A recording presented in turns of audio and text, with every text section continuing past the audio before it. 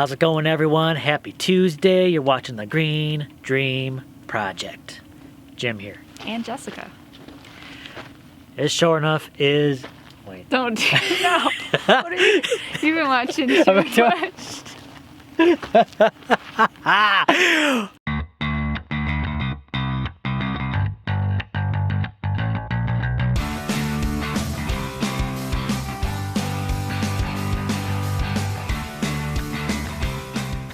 Oh, I almost pulled a Dan from Home in the Sticks. I almost did it. Okay. It is a misty day out here. It is a misty morning. I have been watching a lot of YouTube, and one of those channels is the Farm On Quail Hollow, Kaylee. And she came out with this idea, learn a new skill for a new year. Now, we weren't tagged in this, but I couldn't resist. I had to jump in there. But Kaylee has an amazing channel. Go check that out. And she ends every video with saying, get your hands dirty, learn something old. And that's exactly what we're here to talk about. We definitely want to pick up some new skills for this new year. Some new old skills. Also, stay tuned to the end of this video because we're going to be tagging a few more channels. And we hope they participate because we want to learn what they have to say. Now, when we heard about this challenge, we were having a hard time choosing a particular skill. There's a lot we want to learn. There's a lot we have to learn. We got to learn a lot and we got to learn it fast. Yeah. But we were thinking a lot of the things that we want to learn have their roots in ancient histories. So these are not just old skills, but ancient skills. So one of the skills I want to pick up for this year is gardening. Now, we've done gardening before, but Jessica usually took the lead on that. She usually managed the garden. And that's definitely something that I want to get more hands-on. I need to get more hands-on, and I just need to learn more about the soil. Because you can read all the books you want, you can, watch videos, but until you get your hands in the dirt, that's where the real learning begins. And of course, gardening has its place in ancient history. Humans cultivating plants for food or other reasons has been around for who knows how long. But some of the earliest evidence of gardening or horticulture dates back to early Mesopotamian and Egyptian civilizations. In Egypt, they found inside the tomb of a high-ranking Egyptian official this wooden model of this domestic garden. It was a walled garden. Of course, gardening is referenced in a number of ancient texts, like the Garden of Eden in the Bible, or there's many Greek myths and Mesopotamian stories that talk about gardening. Gardens were also found, both large and small gardens, in the ancient towns of Pompeii and Herculaneum, which were buried under volcanic ash from the eruption of Mount Vesuvius in 79 AD. So there's a ton of evidence that horticulture and gardening were really important to early civilizations. It's an ancient skill that is still really important today. Our connection out here to the earth is very important. Gardening is going to be so important to what we're doing out here in terms of becoming self-sufficient and growing healthier food for us to eat. And we just want to keep making those connections to the earth, keep learning, and just really becoming intimately familiar with the ground here right underneath our feet. Another skill I need to pick up this year is learning how to build with earth.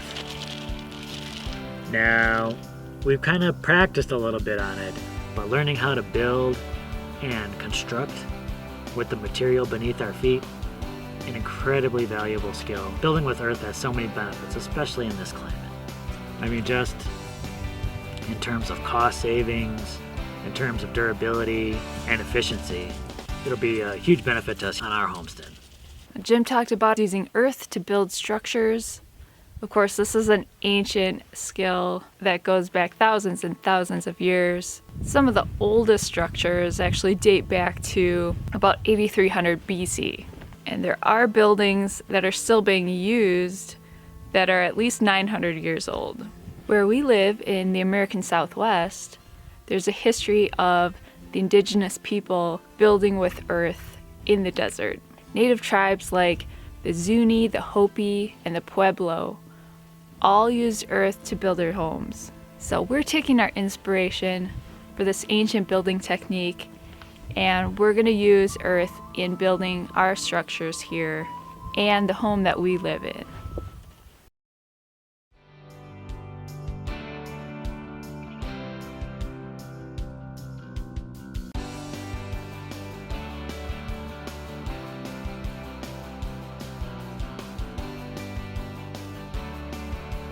And of course, water is going to be extremely important on any homestead, or, to life in general.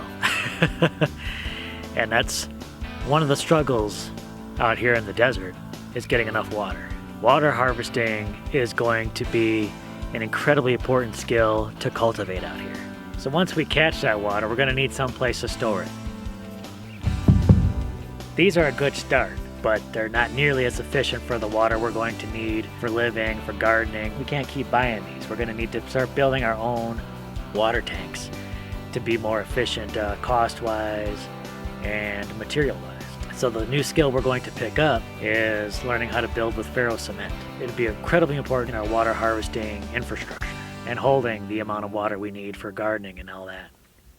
Living in an arid climate, it is important to be able to store water and use it efficiently, like Jim was saying, and we can take advantage of times like this when there's more moisture and store that water to use it during times when it's dry. Again, we can look back in history and see how ancient people used different skills and techniques to be able to survive in dry climates. A great example of this is in ancient India. In the Thar Desert region of India, there's a traditional rainwater harvesting technique. Basically, they were building rain cisterns. They called them tankas. Basically, it was an underground pit that was paved. It was used to store rainwater that was collected from roofs and other structures, built large enough to last through the dry periods of the year. This really helped to provide water security in an arid region, and it might save a family from traveling long distances to fetch water for their daily needs. So that's exactly what we're looking to do here, building water cisterns that will hold rainwater, prevent evaporation, and be able to hold it for long enough to last us through dry periods of the year. And last but not least, one of the big skills we're going to have to learn this year is aquaponics. Of course, water is incredibly scarce in the desert, and so we're going to need to employ as many water-saving techniques as possible. And growing with aquaponics can definitely save a lot of water. Right around this area is where we're doing our greenhouses, and we're going to be employing an aquaponic system along with those greenhouses. Should be very exciting. And since water is so precious in the desert, we don't want to waste it. We want to grow our own food, and that's going to take some water, but we want to use that water as efficiently as possible. So one of the techniques we're looking to use is aquaponics. And while aquaponics has its origins in more recent times, the technique of cultivating fish and other livestock with plants as sort of an integrated aquaculture has its roots going back thousands of years. In Mesoamerica, the ancient Mayans and Aztecs used a farming technique called chinampas. Chinampas were basically a network of canals and artificial islands that were on shallow lakes, and plants were grown on the artificial islands. They were grown using mud dredged from the bottom of the canals that was nutrient-rich, and also the nutrient-rich water. There's also good examples of this integrated aquaculture from ancient China and Southeast Asia. One really cool system is where they would house ducks over a pond.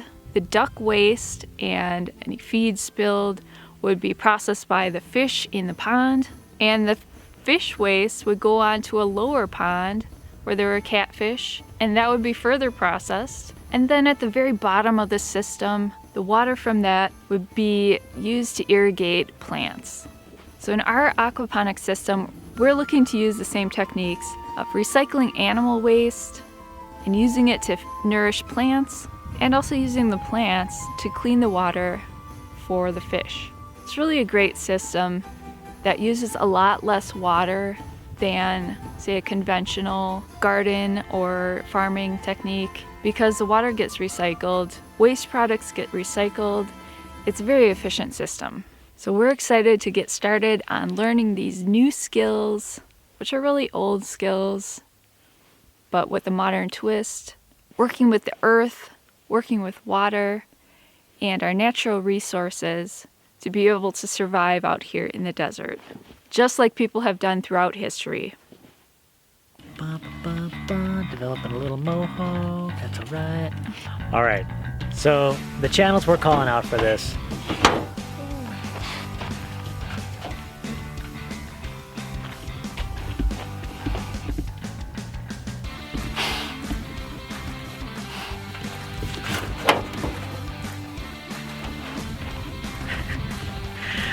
Okay, so the channels we want to call out in the tag is ThatEverydayKira,